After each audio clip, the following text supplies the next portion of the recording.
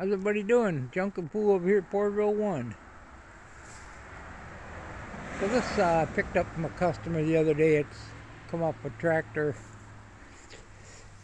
I gave him 20 bucks for it. He gave us so much stuff, and he said he'd like to get a little something one way, or if not, he'd just load it. And I said, I'll give you 20 bucks for it.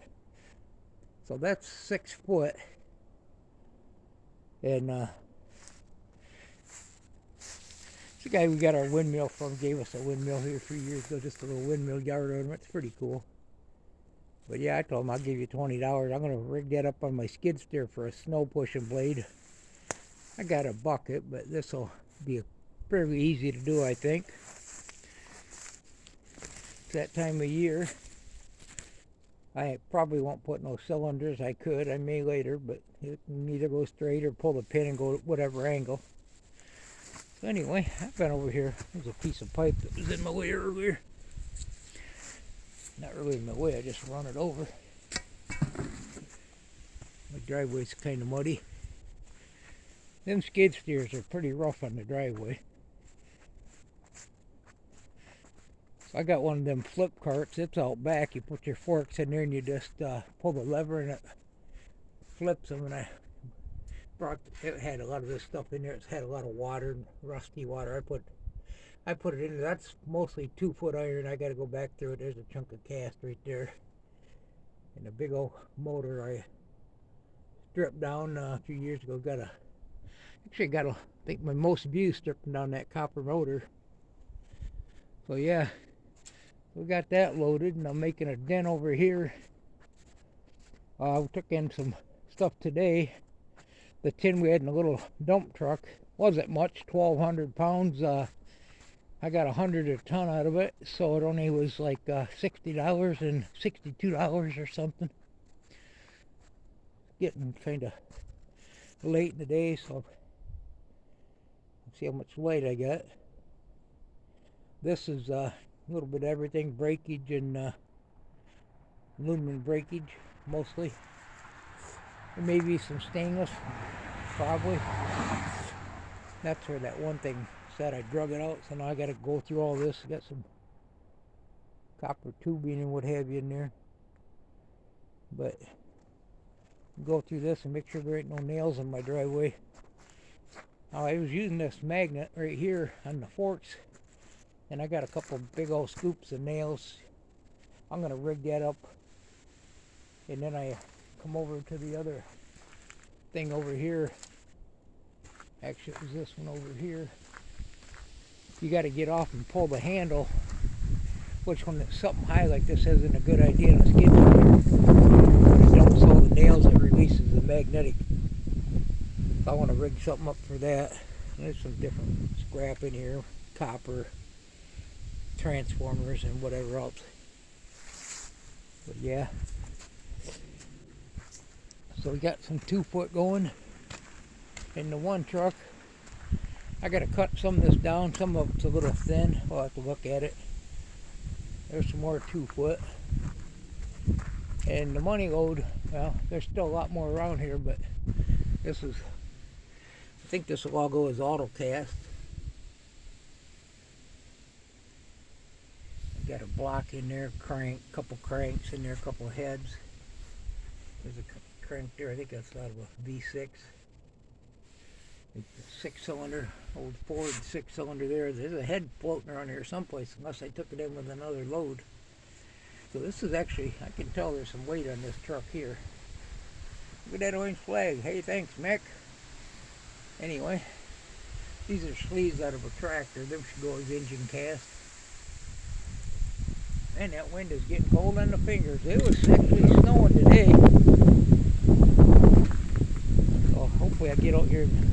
I'm trying to get a lot of this done before I put my bucket back on too, because them forks are pretty handy. I can actually get to this truck here. I got to go through all these, because some of them, I guess I don't have a magnet in my pocket. Some of them are magnetic and some ain't. And there's my wire cutters.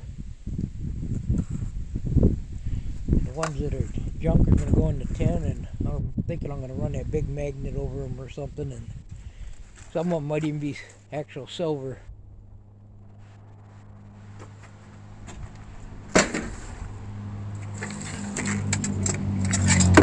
That'll go as 2 foot.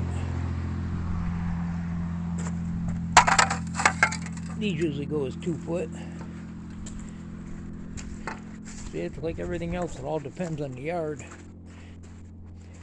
Now this bucket, or this pail don't tip, but I'll probably just go through there and pitch it on the truck or flip it upside down or something on there.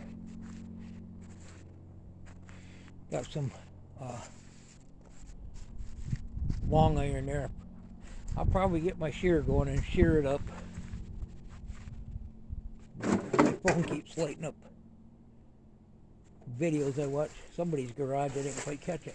Now there's a cast iron sink.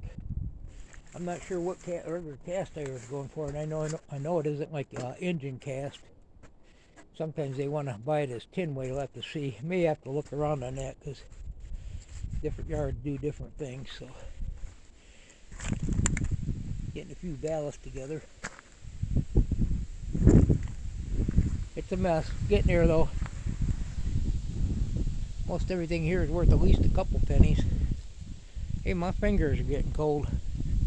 So we'll get this off the ground before the snow gets too deep, hopefully. And just start hauling it in, and as I find more, I'll try to get it organized. Try not to make Porterville 2 look like Porterville 1. Aluminum bicycle frame.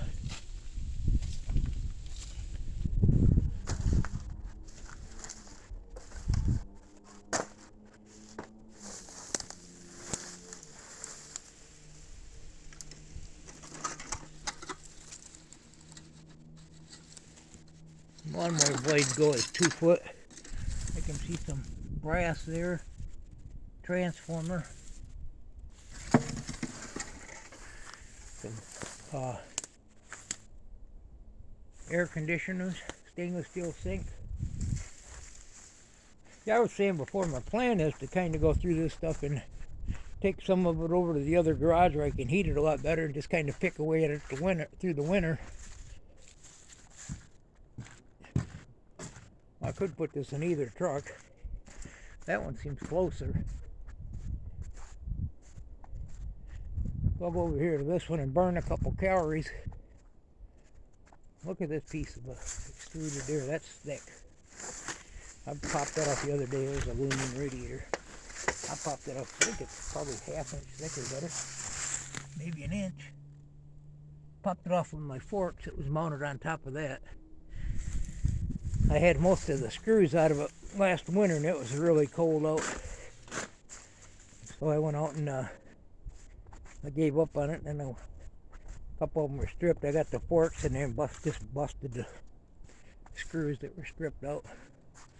So yeah, we got the racks on this a while back, not too long ago, a couple months maybe. Well, people driving by their headlights on. Thanks for stopping by Porterville. I'm going to go and have a coffee and warm up. Goodbye now. Find a project. Or not.